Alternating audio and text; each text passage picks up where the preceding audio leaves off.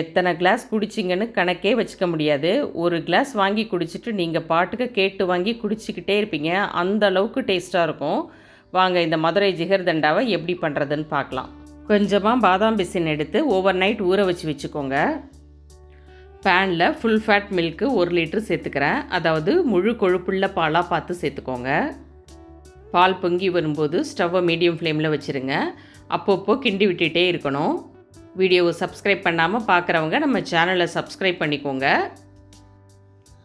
பால் நல்லா கொதித்து வரும்போது 3 டேபிள் ஸ்பூன் சர்க்கரை சேர்த்துக்கோங்க. நல்லா மிக்ஸ் பண்ணி விட்டுக்கோங்க.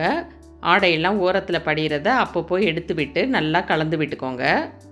மீடியம் ஃப்ளேம்லேயே வச்சு செய்யும்போது பாலாடை ரெடி ஆகிடும். பாருங்கள், இந்த அளவுக்கு இருக்கணும். அடுத்ததாக கேரமல் சிரப் ரெடி பண்ணணும். அதுக்கு 3/4 கப் சர்க்கரை சேர்த்துக்கிறேன். சர்க்கரை நல்லா கரைஞ்சி கலர் சேஞ்ச் ஆகி வரும்போது கொதிக்கிற தண்ணியை இதில் சேர்த்துருங்க. நல்லா எல்லாம் கரைஞ்சி ஒரு திக்கான கன்சிஸ்டன்சிக்கு வர வரையும் வெயிட் பண்ணி சிரப்பை தனியாக எடுத்து வச்சுக்கலாம்.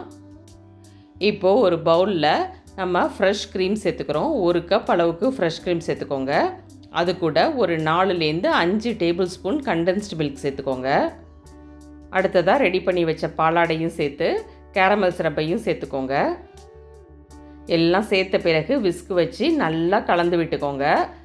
இதை ஒரு 1லேருந்து 2 நிமிஷத்துக்கு நல்லா பீட் பண்ணி எடுத்துக்கோங்க. இது போல் பீட் பண்ணி எடுக்கும்போது ஐஸ்கிரீம் கரெக்டான கன்சிஸ்டன்சியில் சூப்பர் டேஸ்ட்டாக இருக்கும். இதை க்ளோஸ் பண்ணி ஃப்ரீசரில் ஓவர் நைட் வச்சுருங்க. ஐஸ்கிரீம் நல்லா செட் ஆகிருக்கு. ஒரு 2 மினிட்ஸ் வெளியில் வச்சிங்கன்னா இதை ஜிகர்தண்டாவுக்கு யூஸ் பண்ணிக்கலாம்.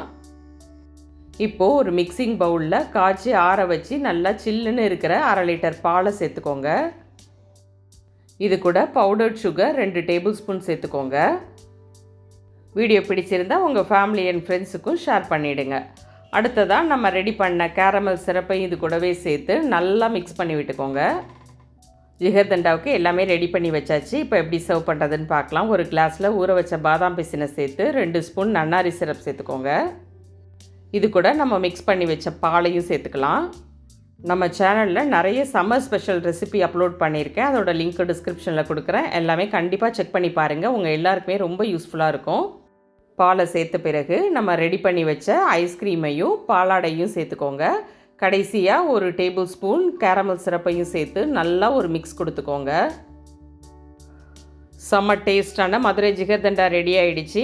இதுக்காக நம்ம மதுரைக்கு போக வேண்டாம், வீட்டிலையே நம்ம ரெடி பண்ணி வச்சுட்டு சாப்பிட்லாம். செம்ம டேஸ்டான இந்த ஜிகர்தண்டாவை நீங்களும் ட்ரை பண்ணி பார்த்துட்டு எப்படி இருந்ததுங்கிறத கமெண்ட்ஸில் ஷேர் பண்ணுங்கள். தேங்க்யூ. Thanks for watching.